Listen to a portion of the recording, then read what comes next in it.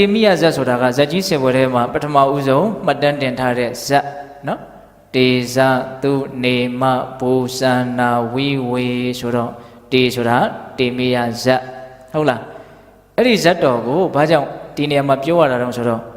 အဲ့ဒီဝတ္တအဋိဋ္ဌံကိုတကယ်ကိုအသက်ဆွန့်ပြီးတော့နော်အမျိုးမျိုးသောအခက်ခဲတွေကြားထဲကနေပြီးတော့စွမ်းစွမ်းတမန်အံ့ဩစရာကောင်းတော့အောင်နော်ကြည်တိမွင်ရင်ထစရာကောင်းတော့အောင်ကျင့်သုံးသွားနိုင်တော်မူတဲ့ဘုရားလောင်းရဲ့အကြောင်းဟုတ်ရဲ့လားဒါကိုတရားဓမ္မတို့ဦးဇင်းတို့နော်နာယူရတယ်မှတ်သားရတယ်ဒါတွေကိုဦးဇင်းတို့လေ့လာရတယ်ဆိုလို့ရှိရင်ကိုလည်းပဲဩကြိုးစားမှဟဲ့ဆိုတဲ့ဒိဋ္ဌံပါရမီကိုဖြည့်ဆည်းခြင်းစိတ်ပို့ပြီးတော့ထက်သန်လာဖို့ဆိုတဲ့ရည်ရွယ်ချက်နဲ့ဒါဒီဇတ်တော်လေးကိုဦးဇင်းတို့နာယူကြည့်ရအောင်နော်အဲ့တော့ဦးဇင်းတို့နော်တေမိယလို့ဘာဘူးလို့နော်ဘုရင်ကြီးကသူ့ရဲ့သားတော်လေးကိုနာမည်ပေးတာတော့ဆိုတော့သူမွေးဖွားလာတဲ့အချိန်မှာတိုင်းပြည်လုံးမိုးတွေရွာတယ်တဲ့နော်မိုးကိုမြုံနေတဲ့အချိန်မှာမိုးတွေရွာတော့လူတွေအကုန်လုံးစိတ်ချမ်းသာကြတယ်ပေါ့တော့တိုင်းပြည်လုံးမိုးရေဖြင့်ကောင်းသောဆွတ်ဆွတ်ချင်းဖြင့်ဆူဆွတ်ပြီးတော့ပီတိတွေဖြစ်ပြီးတော့ဒီလိုချမ်းသာကြလို့နော်မိုးရေဖြင့်တိုင်းပြည်ကိုဆွတ်ဆွတ်စေတဲ့အတွက်ကြောင့်တေမိယလို့ဒီလိုသူ့ကိုနာမည်ပေးတာအဲ့တော့သူဒီနန်းတော်မှာမွေးဖွားလာတာကလူလာဖြစ်တာကဒီမင်းကြီးနဲ့မိဖုရားကြီးကဒီသားတော်လေးကိုလွယ်လွယ်ကူကူရတာတော့မဟုတ်ဘူးနော်မိဖုရားပေါင်းအများကြီးရှိတာတဲကနော်မိဖုရားခေါင်းကြီးရောမိဖုရားအငယ်တွေကိုတယောက်မှသာသမီမမွေးဘူးလို့ဆိုတယ်အဲ့ဒီကတိတိုင်းဘုရင်ကြီးမှာမိဖုရားခေါင်းကြီးဖြစ်တဲ့စန္ဒာဒေဝီကလည်းမမွေးဘူးအဲ့ဒါနဲ့ဘုရင်ကြီးကဒီတိုင်းဆိုလို့ရှိရင်တော့အနွယ်ဆက်ပြက်ပြီးတော့နောက်ဆက်ပြီးတော့ဒီနာအုပ်ချုပ်မဲ့လူတောင်ရှိမှာမဟုတ်ဘူးအဲ့တော့မိဖုရားတွေအကုန်လုံးကိုဘာလို့ခိုင်းတော့ဆိုတော့သားစုပန်ခိုင်းတယ်တော့တချို့သောမိဖုရားတွေကတော့ကိုထင်ရမြင်ရယုံကြည်ရနှက်တွေဘာတွေပူဇော်ပတ်သက်ပြီးတော့ဒီလိုမျိုးသားစုပန်ကြတာလည်းရှိတယ်အဲ့ဒီတေမိယမင်းသားရဲ့ဒီမေတော်ဖြစ်လာမဲ့စန္ဒာဒေဝီကတော့အဲ့လိုမဟုတ်သူကတော့ရှစ်ပါးသီလဆောက်တည်ပြီးတော့သားစုပန်တယ်ဟုတ်လားဒါကြောင့်မို့လို့ဒီဘုရားလောင်းကသူ့ရဲ့ဝမ်းကြတိုင်းမှာလာပြီးတော့ပရိသေတွေဆွဲပြီးတော့မွေးဖွားလာတာအလွန်မှမြတ်နိုးကြတယ်ပေါ့နော်ခရခက်စစ်ရထားတဲ့သားလေးတတိုင်းပြည်လုံးရဲ့အညွတ်အညောင်ကလေးနောက်တိုင်းပြည်တစ်ခုလုံးရဲ့တစ်ချိန်မှာအားထားရမယ့်ပုံကိုယ်လေးဆိုပြီးတော့သူ့ကိုအလွန်တန်ဖိုးထားပြီးတော့အလွန်မှချစ်ခင်မြတ်နိုးကြတယ်ပေါ့အဲ့ဒါနဲ့ဘုရားလောင်းလေးနောက်တလပြည့်တဲ့နေ့ပေါ့တလပြည့်တဲ့နေ့မှာနောက်ဘုရင်ကြီးရဲ့ရင်ခွင်ထဲမှာမိဖုရားကြီးကသားလေးကိုထည့်ထားတယ်ဘုရင်ကြီးကလည်းသူ့သားကိုအယမ်းချစ်တာဆိုတော့ဒီလာသားလေးကိုရင်ခွင်ထဲထည့်တယ်ချော့မြူနေတဲ့အချိန်မှာပဲဘာဖြစ်တုံဆိုတော့မင်းကြီးတွေကရာဇဝတ်သား၄ယောက်ကိုဖမ်းခေါ်လာတယ်တိုင်းပြည်မှာရှိုးသွန်းနေတဲ့လူဆိုးကြီး၄ယောက်ကိုမိလာတော့မိလာတဲ့ခါကျတော့ဘုရင်ကြီးကမြင်မြင်ချင်းပဲစိတ်တုံတယ်စောစောကသားပေါ်မှာရှိနေတဲ့မေတ္တာတရားလေးတွေကဘယ်ရောက်တော့မှမသိတော့ဘူးတွေ့တဲ့အာယုံပေါ်မှာမူတည်ပြီးတော့စိတ်ကလည်းအမျိုးမျိုးပြောင်းတာဟုတ်လားအဲ့ဒါနဲ့သူဘာလုပ်တုံဆိုတော့ပထမတစ်ယောက်ကိုတော့နော်ဘာလုပ်ခိုင်းတုံဆိုတော့နော်လိတ်ကြောက်ရှူတို့နော်ကြည်တို့နဲ့နော်အချက်1000လောက်ရိုက်ရမယ်ဆိုပြီးတော့အမိန်ပေးတယ်နော်နောက်တစ်ယောက်ကိုတော့လှန်သွားလေးနဲ့သူ့ရဲ့အသားကိုနော်အစိတ်စိတ်အမွှားမွှားဖြစ်အောင်ထိုးဆွားရမယ်ဆိုပြီးတော့အမိန်ပေးတယ်နောက်တစ်ယောက်ကိုတော့တန်ချေချင်းခတ်ပြီးတော့နော်တန်လောင်အိမ်ထဲမှာနှောင်သွင်းပြီးတော့ထားရမယ်လို့အမိန်ပေးတယ်နောက်တစ်ယောက်ကိုကျတော့တခြင်းရှူထားရမယ်လို့အဲ့လိုအမိန်ပေးတယ်ဘယ်လိုမှနောက်တစ်ချိန်မှာဒီပြင်လူတွေဒီလိုဆိုးသောတဲ့အလုပ်တွေကိုမလုပ်ရဲအောင်ဆိုပြီးတော့ရဲရဲဆက်ဆက်နော်ရာဇဝတ်ထံပေးတာပေါ့အဲ့ဒီလိုဖာခမဲတော်ရဲ့ကြံ့ကြံ့ထန်ထန်အတန်ကြံ့ကြံ့ထန်ထန်အမူအရာတွေနဲ့အလွန်ကြောက်ဝဲဖွယ်ရကောင်းတဲ့ဒီအနိဋ္ဌာယုံတွေကိုတွေ့ရတဲ့ခါကျတော့ဘုရားလောင်းရဲ့စိတ်ကဘလို့မှချမ်းသာမှုမရှိဘူးဘလို့ဖြစ်သွားတော့ဆိုတော့တဲ့နောက်ဒီဇတ်တော်ကိုရေးတဲ့မေမိုးဆရာတော်ဘုရားကြီးဥဩဘာသာကအလွန်အရေးကောင်းတယ်နော်တလုံးချင်းတည်တည်ချာချာဖတ်ကြည့်ရင်နော်မျက်ရည်ဝဲစရာကောင်းတဲ့နေရာဆိုမျက်ရည်တွေပါတောင်ဝဲလာတဲ့သူကတော်တော်ကိုကောင်းပါတယ်အရေးသားအဲ့တော့ဘုရားလောင်းလေးကဘလို့ဖြစ်သွားတော့ဆိုတော့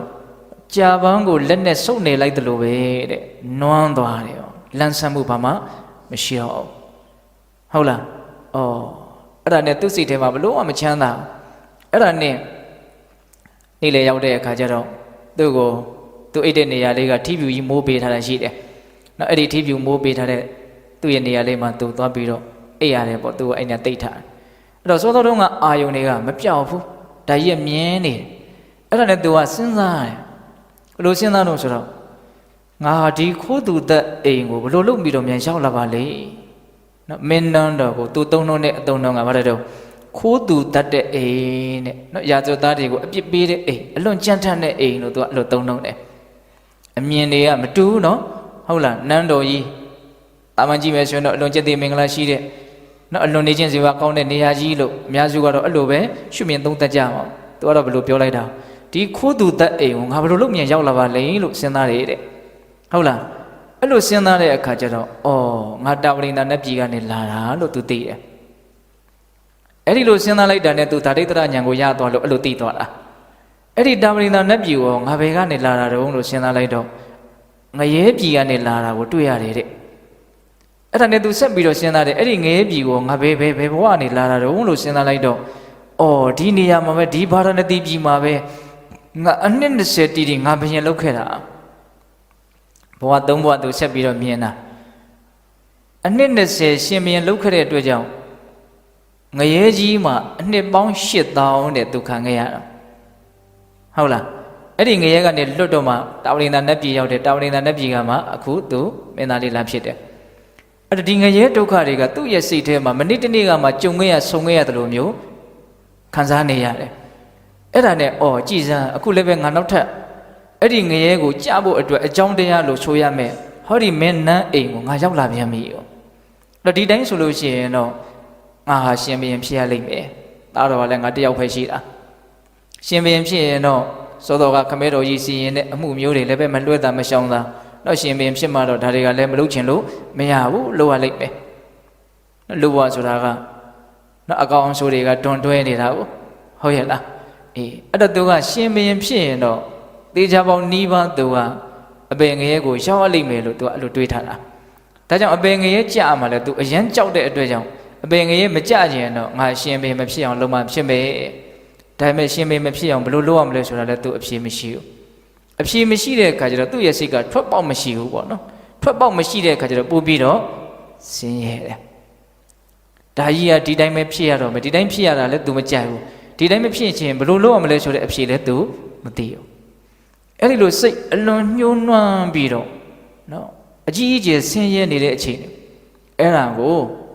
ဒီဒီဗျူကိုစောင့်နေနော်ဒီကျက်ဆောင်နတ်သမီးလို့ဆိုကြပါစို့အဲ့ဒီနတ်သမီးကလွန်ခဲ့တဲ့ဘဝများစွာနော်လွန်ခဲ့တဲ့ဘဝကတော့မဟုတ်ပါဘူးလွန်ခဲ့တဲ့ဘယ်နှဘဝမြောက်ကရတော့မသိဘူးသူ့ရဲ့မအေးတော်ခဲ့ဘူးတယ်လို့ဆိုတယ်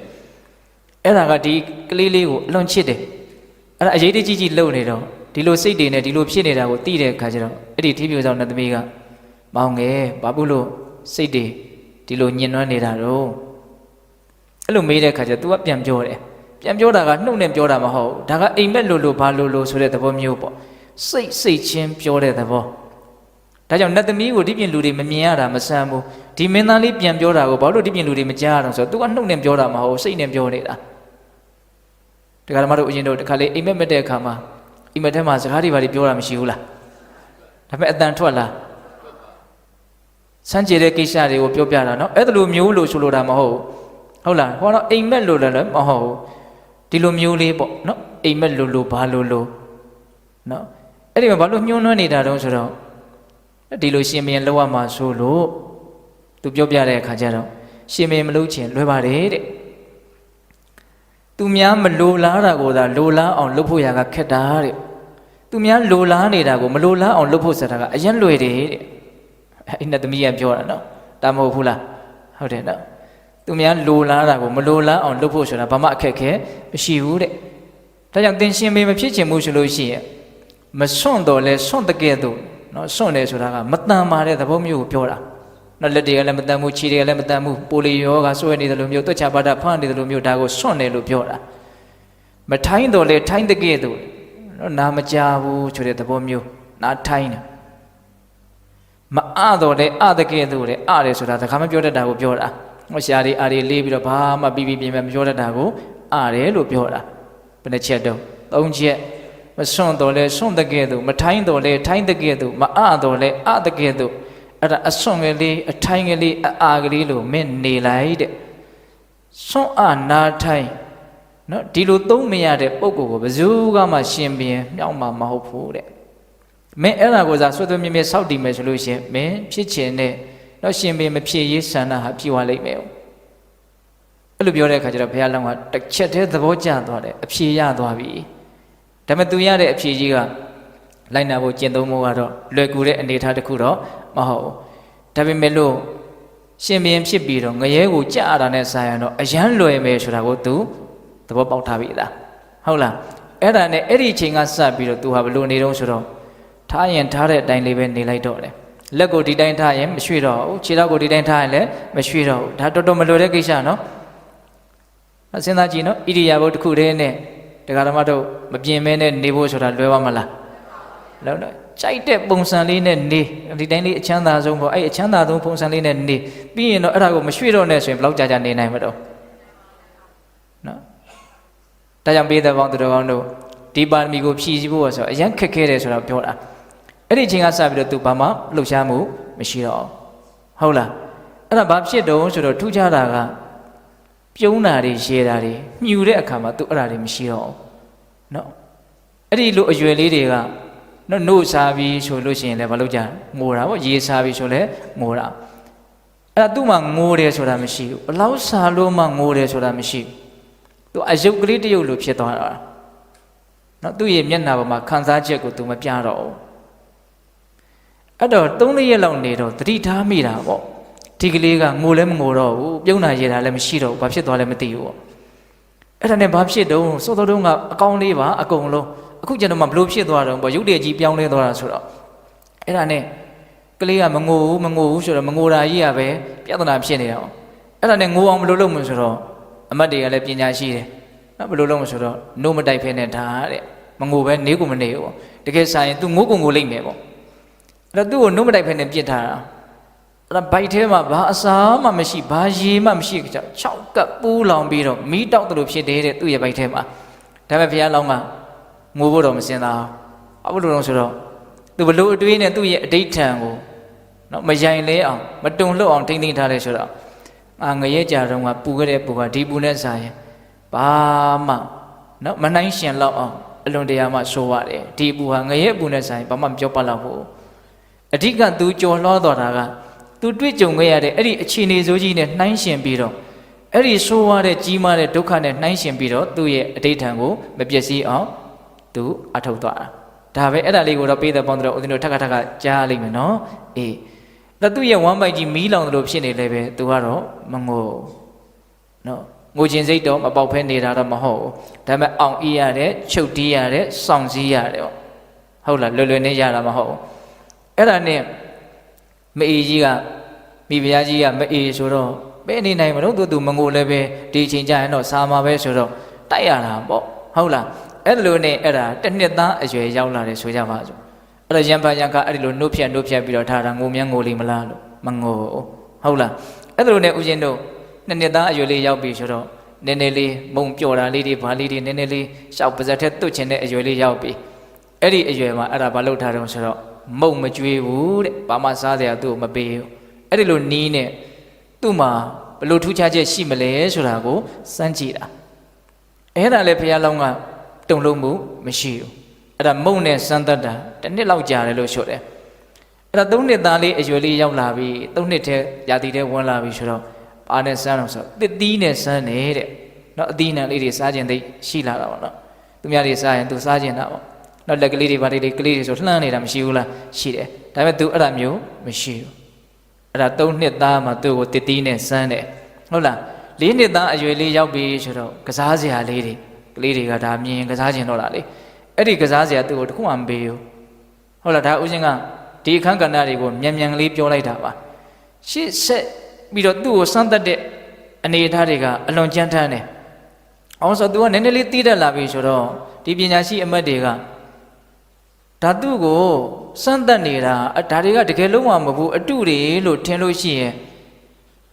သူမကြောက်ဖဲနေမှာဆိုလို့သူ့ကိုအဲ့လိုစမ်းမှမသိအောင်ကိုစမ်းတာဒါကိုလည်းသူကလည်းသိနေတယ်ဟုတ်လားအဲ့တော့ဒီမိဘနှစ်ပါးနဲ့တကွာပတ်ဝန်းကျင်အတိုင်းဝိုင်းကြီးတစ်ခုလုံးကဒီကလေးကတကယ်စွန့်အားထိုင်းတာမဟုတ်ဘူးလို့အကုန်လုံးကသိတယ်သူစွန့်အားခြင်းဟန်ဆောင်းနေတာလို့သိတယ်အကြောင်းတစ်ခုခုကြောင့်ဒီလိုလုပ်နေတာလို့သိတယ်အဲ့ဒါကြောင့်မလို့ကိုသူတို့ကမခံကြီးမခံသာဖြစ်ပြီးတော့သူ့ကိုတုံလှုပ်အောင်မျိုးစမ်းတာ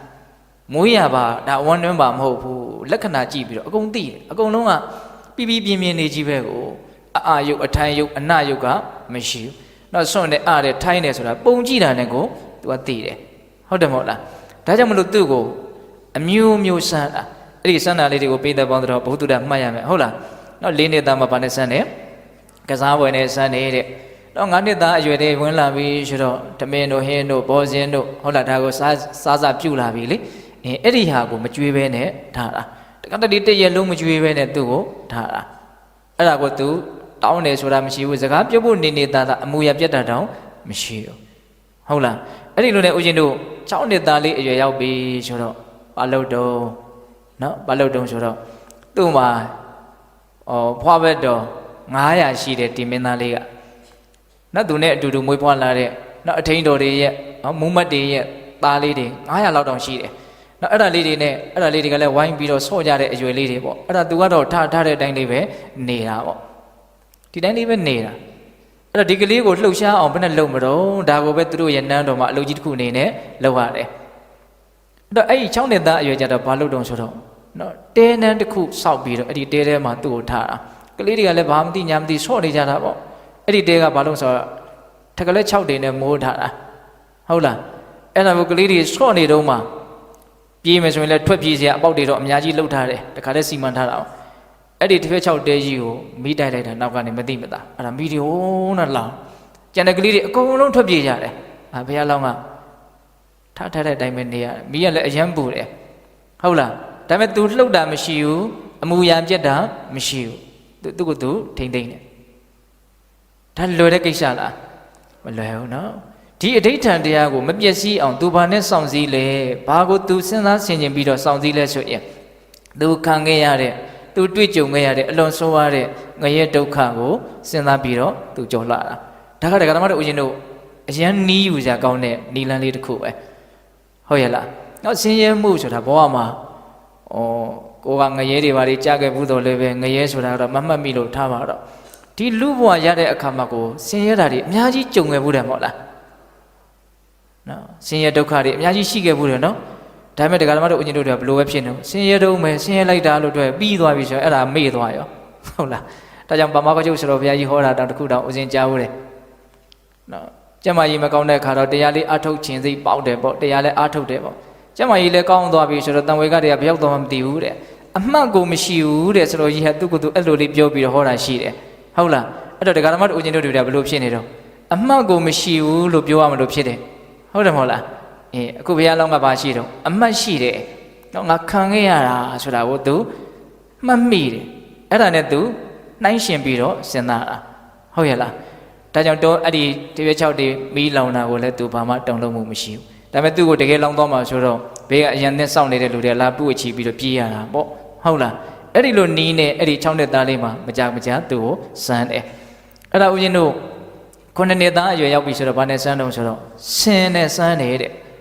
နော်ဆင်အလန်းလိမ်မာတဲ့ဆင်ကိုလေ့ကျင့်ထားတာပေါ့တကယ်ဆင်ချိုင်းကြီးဆင်စိုးကြီးပုံစံမျိုးလုပ်ပြီးတော့အကုန်လုံးတွေ့သမျှလူတွေကိုကင်ပေါက်တတ်တဲ့သဘောမျိုးနဲ့သူ့ဒီကိုထိုးဆိုင်မယ်ဆိုတော့ပြေးလာတဲ့အနေအထားမျိုးတွေနဲ့သူ့ကို6လန့်တာဒါပေမဲ့ဘုရားလောင်းကတော့တုံလုံးမှုမရှိဘူးဟုတ်လားနောက်ဦးဇင်းတို့10နှစ်သားအရွယ်ကြတော့ဘာနဲ့စမ်းတော့ဆိုတော့မွေနဲ့စမ်းတယ်တဲ့နော်အလွန်ကြောက်စရာကောင်းတဲ့မွေဆိုတာယွန်စရာလည်းကောင်းတယ်ကြောက်စရာလည်းကောင်းတယ်မွေဆိုတဲ့တရားကိုလူအများစုကယွန်ညတယ်ကြောက်ကြတယ်ဟုတ်လားအဲ့ဒါအဆွေတွေဘာတွေချိုးအစိတ်တွေဘာတွေထုတ်ပြီးတော့တကက်နော်ဆိုရတဲ့အနေအထားမျိုးနော်ဗပြင်းကြီးထောင်သူ့ကိုမျိုးတော့မလိုမျိုးဒါတွေတွေ့လေပဲသူ့ရဲ့စိတ်ထဲမှာငရဲဒုက္ခလောက်တော့မဆိုးဘူးဆိုတဲ့အတွေးတစ်ခုတည်းနဲ့ပဲသူဟာကြံ့ကြံ့ခံကြီးရက်တည်နေအောင်အားထုတ်တယ်နော်သူလည်းပဲရိုင်လဲခြင်းစိတ်မပေါက်ဘူးလို့တော့မရှိဘူးဟုတ်လားဒါပေမဲ့အဲ့ဒီရိုင်လဲခြင်းစိတ်ပေါက်တာကိုဘာနဲ့ပြန်ပြီးတော့တက်မှတ်ပေးတောင်းဆိုတော့အဲ့ဒီခုနကအတွေ့အကြုံကိုပြန်စဉ်းစားဆင်ခြင်ရင်းနဲ့ပဲတက်မှတ်ပေးလိုက်တာဒါကတရားဓမ္မတို့ဦးဇင်းတို့တစ်ချိန်မှာနော်နီးယူစရာတစ်ခုအနေနဲ့အသုံးကျလာစရာမရှိဘူးလားရှိတယ်နော်ဒုက္ခတွေကိုအမှတ်ရဖို့လို့တယ်ဟုတ်လားနောက်ဦးဇင်းတို့10နှစ်သားအရွယ်ကြတဲ့အခါကျတော့တပင်ပွဲလန်းပျော်ပွဲရှင်ပွဲတွေနဲ့သူ့ကိုစမ်းသက်တယ်ဒီရွယ်လေးတွေကစိတ်လှူရှားတဲ့အရွယ်ရောက်ပြီ哦မျက်လှည့်အမျိုးမျိုးပြတယ်နောက်တန်လှည့်ကြီးတွေမျိုးပြတယ်နောက်ကိုတချမ်းလှုပ်ပြတယ်အဲ့လိုအမျိုးမျိုးထူးခြားစမ်းကြယ်တဲ့အံ့ဩစရာကောင်းတဲ့နောက်ပြခွင့်ပြကွက်ဒါတွေကိုသူ့ကိုပြတယ်ဒါကိုလည်းသူစိတ်ဝင်စားတဲ့အမူအရာမပြဘူးแล้วသူ့စိတ်ထဲမှာကြည်ကျင်တယ်မကြည်ကျင်ဘူးမဟုတ်ဘူးတဲ့ဒါမဲ့လို့ဒါမကြည်ရလို့ ဘာဆင်းရဲသွားတော့လို့သူစဉ်းစားတယ်တဲ့နော်ဒါမကြည့်ရလို့ဆင်းရဲတဲ့ဆင်းရဲကဘယ်လောက်ဆင်းရဲတာတော့ငရဲဆင်းရဲနဲ့စားလို့ရှိရင်ဒါကဘာမှမပြောပလောက်တဲ့အပြင်တကယ်အပေါ်ယံကြည့်မယ်ဆိုရင်မကြည့်ရတော့နားတောင်အေးသေးတယ်ချမ်းတောင်ချမ်းသာသေးတယ်လို့သူကသူစဉ်းစားတယ်တဲ့ဒါပေမဲ့လောဘရှိနေရတဲ့တတ္တဝါတွေမှာကိုကြည့်ကျင်တာကိုမကြည့်ရတာကိုမြင်ကျင်တာကိုမမြင်ရတာကိုကြားကျင်တာကိုမကြားရတာကအလွန်ကြီးကျယ်တဲ့ဒုက္ခကြီးတစ်ခုမဟုတ်ဘူးလားနော်ဦးဇင်းတို့ငယ်ငယ်တုန်းကဦးဇင်းတို့ရဲ့အိမ်ကအဖေအမေကသိပြီးတော့အလိုလိုက်တဲ့သဘောမရှိဘူးနော်ဇက်ပွဲတွေဘာတွေဖျားပွဲတွေဘာတွေရှိရဆိုရင်သူများတွေအုံနဲ့သွားတယ်ကိုမသွားရဘူးအဲ့ဒါဖျားပွဲတိုင်ဆိုရင်ငိုရတာကိုအမြဲတမ်းအမှတ်ရနော်သွားခြင်းလို့ငိုရတာဟုတ်တယ်မဟုတ်လားအဲ့တော့ကိုကြည့်ကျင်တာကိုမကြည့်ရဘူးဆိုတာလဲစိတ်ဆင်းရဲမှုမရှိဘူးလားရှိတာပေါ့ဟုတ်ရဲ့လားအဲ့ဒါကိုဘုရားလောင်းကဘယ်လိုစဉ်းစားတော့နော်မကြည့်ရတော့ချမ်းတောင်ချမ်းသာသေးတယ်ဒါမကြည့်ရလို့ဘယ်လောက်ဆင်းရဲသွားတော့လို့သူစဉ်းစားတယ်တဲ့အဲ့ဒါနဲ့သူကြော်လာနိုင်အောင်ကြိုးစားတယ်နောက်ဦးဇင်းတို့စနေသားအရွယ်ရောက်လာပြီဆိုတဲ့အခါကျတော့ဘာနဲ့စမ်းတော့ဆိုတော့အလွန်ကြောက်မက်ဖွယ်ရကြမ်းထမ်းတဲ့ရုပ်ရည်ရှိတဲ့လူတစ်ယောက်ကိုနော်တန်လျက်ဓာတ်ပေးပြီးတော့နော်ဒီကလေးတွေကိုတတ်မယ်ဆိုတဲ့အနေမျိုးနဲ့ချင်းချောက်ခိုင်းတာဒါကပြင်မဲ့မှာအကုန်တီးလုံးတိုက်ပြီးတော့သူ့အနေနဲ့တော့တကယ်ထင်အောင်လုပ်ရတာပေါ့နော်ဒါပေမဲ့အဲ့လိုလူပြေးလာလည်းပဲသူကတော့တုံလုံးချောက်ချမှုမရှိဘူးနော်သူရက်တည်နိုင်တယ်နောက်ပြီးတော့ဦးဇင်းတို့17နှစ်သားအရွယ်ရောက်တဲ့ခါကျတော့ဘာနဲ့စမ်းတက်လဲဆိုတော့အဲ့ဒါကလည်းစမ်းတက်မှုကတစ်မျိုးရှိတယ်သူ့ရဲ့ကတဲ့အောက်မှာခယူသင်းမှုတ်တဲ့လူတွေအများကြီးနေရာယူထားတယ်သူမသိဘူးနော်အကုန်လုံးကလကာတွေနဲ့ကာထားတယ်ပြီးတော့အပြင်ဘက်ကနေပြီးတော့ချောင်းကြည့်စရာအပေါက်ကလေးတွေလည်းလှုပ်ထားတယ်အဲ့ဒါအချက်ပေးလိုက်တာနဲ့အောက်ကခယူသင်းတွေကိုတပြိုင်တည်းမှုတ်လိုက်တာမြေပြိုသလိုမျိုးပေါ့စူးညံပွက်တော့ရိုက်သွားတယ်ရုတ်တရက်ဒီအတန်ကြီးထွက်လာတာလွန့်သွားတဲ့အမူအရာများပေါ်မလားလို့ကြည့်တာဘလောက်တတိကောင်းတော့ဆိုတော့အဲ့ဒီအတန်ကြီးပေါ်လာတယ်သူ့မှာလွန့်သွားတယ်ဆိုတဲ့အမူအရာမပြဘဲနေနိုင်နေတဲ့။အော်စရာတော့မကောင်းဘူးလား။ကောင်းတယ်နော်။ဒါတော်တော်မလွယ်တဲ့ကိစ္စပေါ့။ခဏနေရင်ဒီအတန်ထွက်လာတော့မှလို့သိနေတာမရှိဘူးနော်။ရုပ်တရက်ထွက်လာတာကိုပဲသူဒါတော့သူကဘာလဲဆိုတော့အမြဲတမ်းတတိရှိနေတဲ့အနေအထားမျိုးမှာရှိနေပုံရတယ်ပေါ့။နောက်နေ့ကျတော့ဘာနဲ့စမ်းတော့ဆိုတော့ခယူသင်းတန်ကနေတိုးလို့လားမသိဘူး။အဲ့တော့တို့စီကြီးတန်နဲ့စမ်းသက်ကြည့်မယ်။စီကြီးတန်ကလည်းခြောက်ချစရာကောင်းတယ်ပေါ့။အဲ့ဒါစီတီးတဲ့လူတွေသူ့ရဲ့အောက်မှာနေရာယူပြီးတော့တပြိုင်တည်းအချက်ပြပြီးတော့တီးတယ်ဘေးကနေချောင်းကြည့်တယ်ဘာအမူအရာများပြတ်မလဲဘာများလှုပ်တယ်လဲလှုပ်တယ်ဆိုရင်အဲ့ဒီလှုပ်တာကိုတက်တည်ပြပြီးတော့မင်းဟာအစွန်းအားမဟုတ်ဘူးဟန်ဆောင်နေတာလို့သူ့ကိုအထောက်အထားပြလို့ရအောင်လို့သူအဲ့ဒီအထောက်အထားပြလို့ရအောင်တခုမှသူပြလို့မဖြစ်ဘူးဟုတ်တယ်မို့လားဒါတော်တော်ခက်တယ်လို့မဆိုနိုင်ဘူးလားဆိုနိုင်တယ်အဲ့ဒါစီကြီးတန်နဲ့စမ်းနေတဲ့နောက်ဦးဇင်းတို့73နှစ်သားအရွယ်ရောက်ပြီဆိုတော့အဲ့ဒီစမ်းသက်တဲ့နီးလေးကလည်းတစ်မျိုးပဲနော်စီမီတွေအကုန်လုံးထွန်းထားတယ်ညမှာဒါပေမဲ့အဲ့ဒါတွေအကုန်လုံးကိုအိုးရထည့်ထားတယ်အိုးရထည့်ပြီးတော့အုပ်ထားတဲ့အခါကျတော့အလင်းရောင်ကဘယ်မှမရှိအဲ့ဒါတွေအများကြီးထွန်းထားတယ်အုပ်ပြီးတော့အဲ့ဒါအိတ်တော့မယ်ဆိုတော့သူ့ကိုအကုန်လုံးဘေးကနေအကုန်လုံးအပေါက်တွေပိတ်အကုန်လုံးကာထားခါကျမှောင်မဲပြီးတော့နေတယ်ပေါ့နော်အဲ့ဒီမှောင်မဲနေတဲ့အချိန်မှာပဲတပြိုင်တည်းအကုန်လုံးအိုးတွေကိုဖွင့်လိုက်တယ်ပေါ့လင်းထိန်သွားတယ်အကုန်လုံးအဲ့ဒီအလင်းရောင်ကြီးကိုတွေ့တယ်သူဘာမှမဖြစ်ဘူးအဲ့ဒါဦးဇင်းကနေလေကဒါလေးကိုဖတ်ရင်းနဲ့မီးရပြက်နေတာလေမီးရပြက်နေတာကိုအဲ့ဒါဟိုဘက်ကဘောင်းနဲ့လည်းမီးရတွဲထားတာရှိတယ်မီးချောင်းတွေဖွင့်ပြီးတော့ဦးဇင်းစာကြည့်ရင်းနဲ့မီးရပြက်တာဆိုတော့နေဆိုတော့မြင်ရတော့ဒီပြင်နေအောင်နဲ့ပဲကြည့်နေတာပေါ့အဲ့ဒီချိန်မှာပြက်ဆိုတော့မီးတွေကလည်းအကုန်လာတယ်ဟိုဘက်ကဘောင်းနဲ့တွဲထားတယ်ဘုံဆိုအတန်လည်းထွက်လာတယ်ခြေတော့တောင်အပေါ်ကြွတ်တက်သွားတယ်နော်အော်ဘာဖြစ်တာတော့ကတော့နော်လန့်သွားတာပေါ့နော်စိတ်ကတိုက်တိုက်ဆိုင်ဆိုင်ပြောပြတာပါတော့ဒီအလင်းရောင်ကရုတ်တရက်ပေါ်လာတာကိုဒကာသမားတို့ဦးဇင်းတို့နော်လူလှုပ်မသွားအောင်စိတ်လှုပ်မသွားအောင်လုပ်ဖို့ဆိုတာမလွယ်ဘူးဒါသူနေနိုင်တယ်ဟုတ်လားအေးနောက်ပြီးတော့ဦးဇင်းတို့14နှစ်သားအရွယ်ကြောင့်တော့တင်းလေးနဲ့စမ်းသက်တယ်အဲ့ဒါကတော့တော်တော်ကြောက်စရာကောင်းတယ်တင်းလေးနဲ့စမ်းတယ်ဆိုတာကတကူလုံးကိုတင်းလေးကြီးတွေတုတ်ထားနော်ထညက်ရီကျိုးထားတာတွေကိုတင်းလေးလို့ဆိုကြပါစို့နားလဲလွယ်အောင်ပြောရတာအဲ့ဒီတင်းလေးတွေတုတ်ထားတဲ့အခါကျတော့ပွက်စိတ်တွေကတက်ကြိုက်မယ်နော်ခြင်တွေကလာထိုးကြမယ်အဲ့ဒါကိုတီးခံဖို့ဆိုတာကတော်တော်ကိုမလွယ်တဲ့ကိစ္စအဲ့ဒါ तू လှုပ်လို့မရနော်အံ့ဩစရာတော့အလွန်ကောင်းတဲ့အနေအထားတစ်ခုပေါ့နော်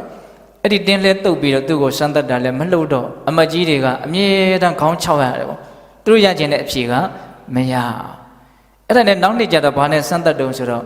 နော်လှကျင်ပကျင်တဲ့အရွယ်လေးရောက်လာပြီ15နှစ်သားလေးရောက်လာပြီ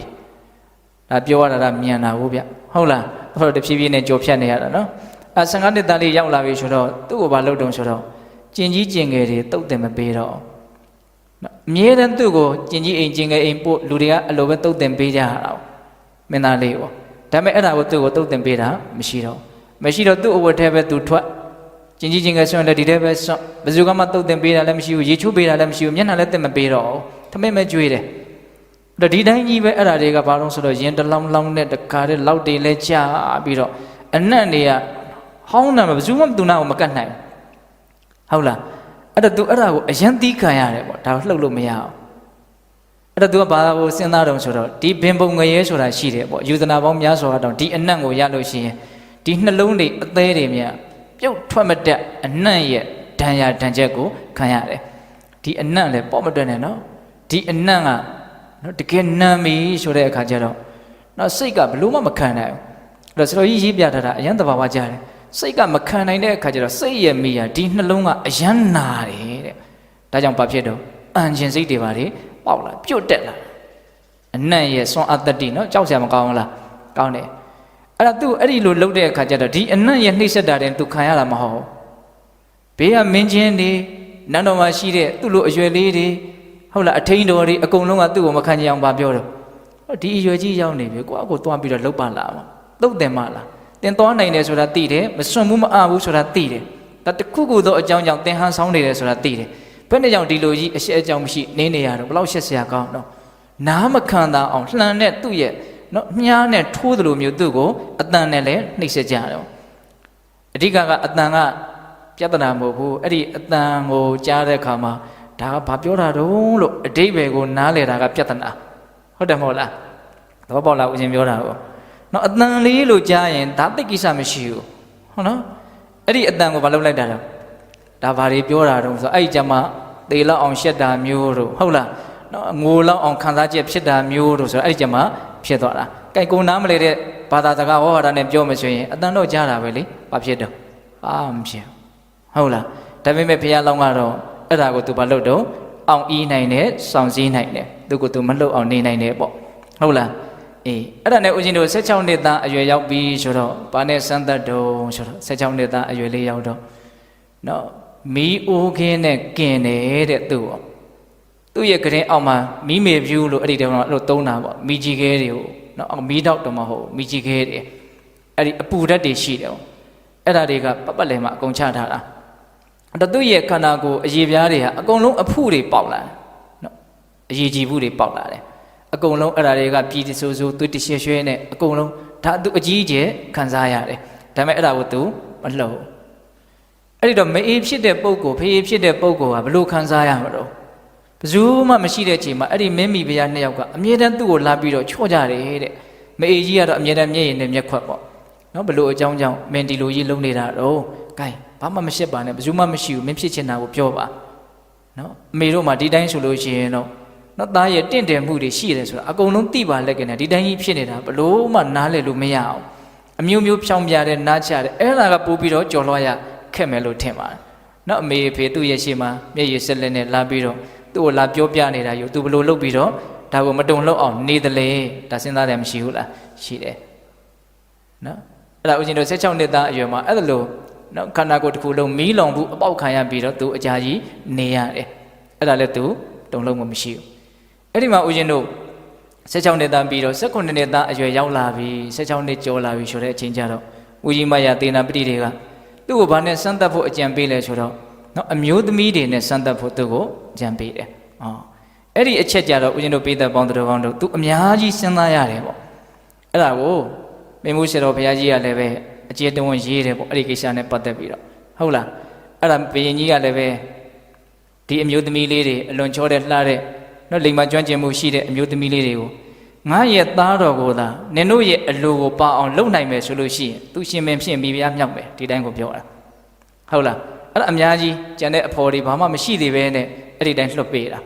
အဲ့တော့ဘုရားလောင်းကစဉ်းစားပြီအဲ့ဒီအချက်ကြတော့ပါစဉ်းစားတော့ဆိုတော့ဒီအချက်ကိုသာငါကျိုးပေါက်သွားခဲ့မယ်ဆိုရင်ငါလောက်ရှက်စရာကောင်းတဲ့လူမရှိတော့ဘူးသူအဲ့လိုစဉ်းစားတာသူစဉ်းစားတဲ့နေရာမှာဦးဇင်းသဘောကျတာလေးတစ်ခုကသူအများအတွက်ထည့်ပြီးတော့စဉ်းစားတဲ့အချက်ပါတယ်ဘယ်လိုစဉ်းစားတော့ဆိုတော့ငါကသာ ဒီလိုအမျိုးသမီးကိစ္စနဲ့နော်ငါတုံလို့ဖောက်ဖြက်သွားမယ်ဆိုလို့ရှိရင်ငါရဲ့အဋ္ဌံပါရမီကျိုးပေါက်သွားမယ်ဆိုလို့ရှိရင်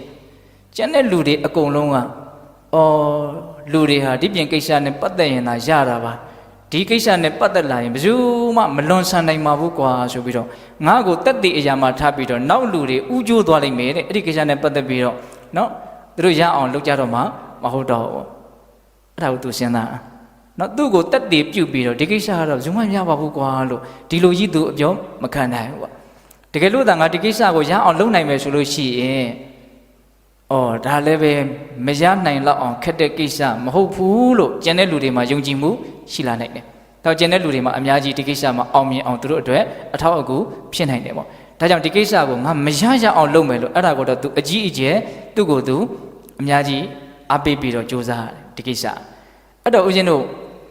့ဒီကိစ္စကသူ့အတွက်အခက်အခဲဆုံးပဲ။အဲ့ဒါမျိုးသမီးတွေကတ်လာပြီဆိုတော့သူဘာလုပ်တော့ဆိုတော့သူအဋ္ဌံမှုပြုရသေးတယ်။နော်ဘယ်လိုအဋ္ဌံတော့ဆိုတော့အသက်ကိုလုံးဝ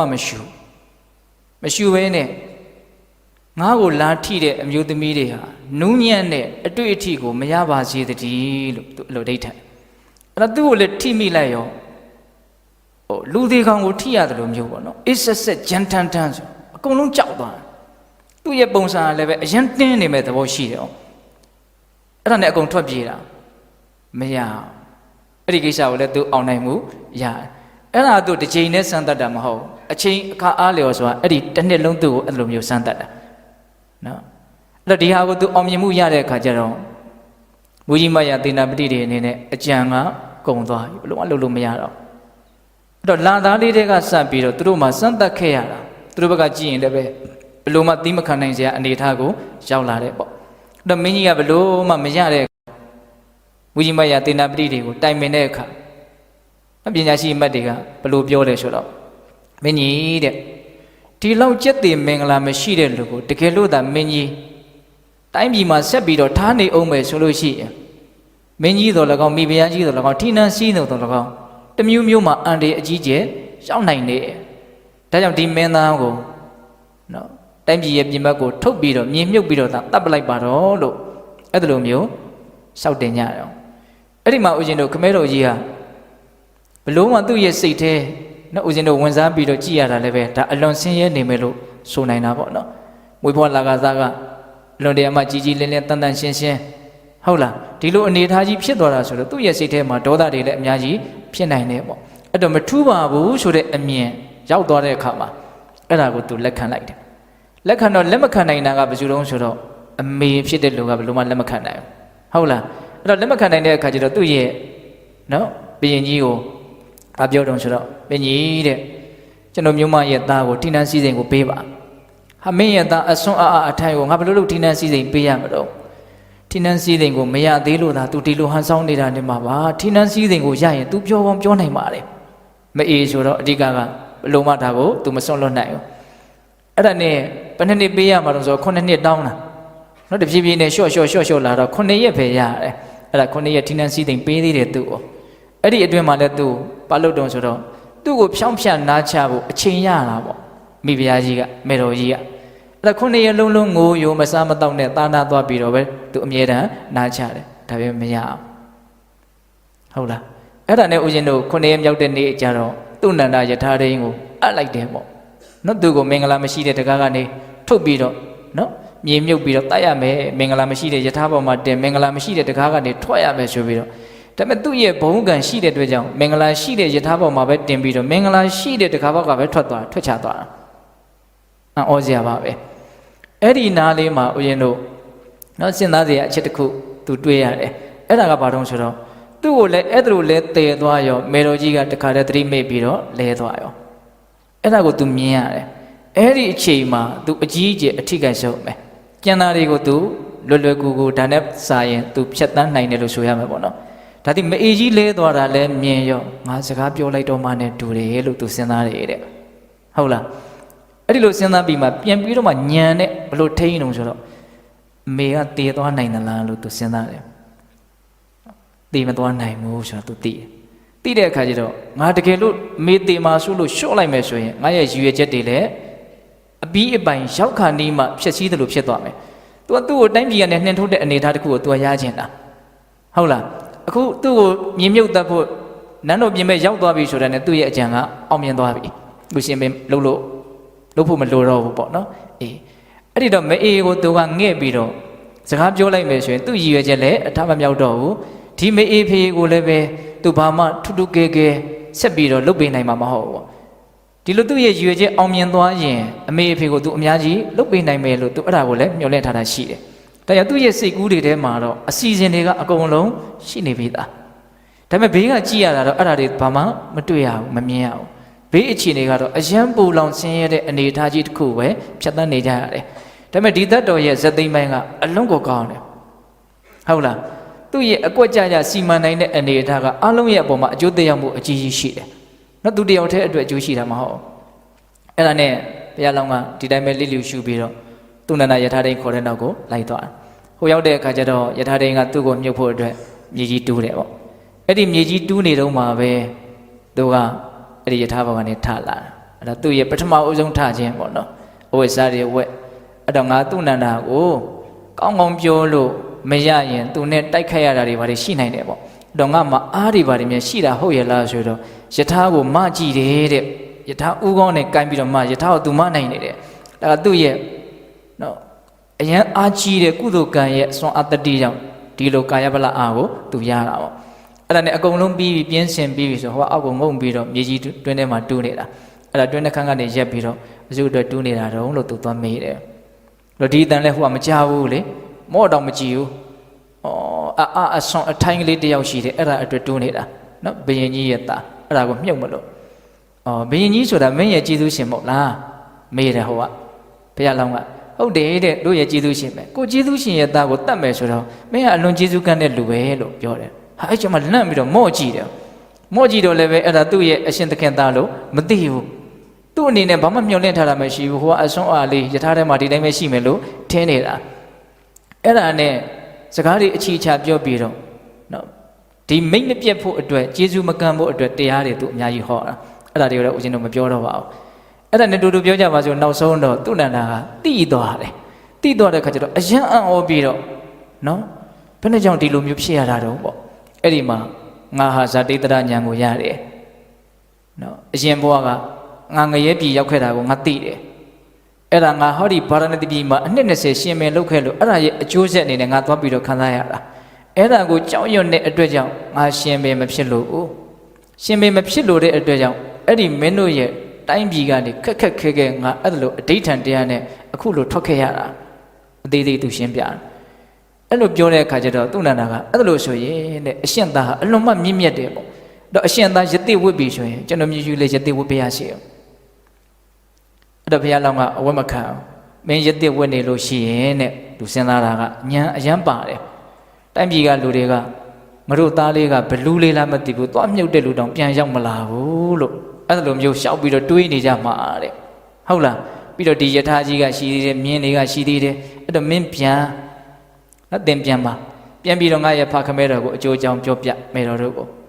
ဆိုတော့မှသူလည်းဝမ်းမြောက်ဝမ်းသာပြန်တယ်ပေါ့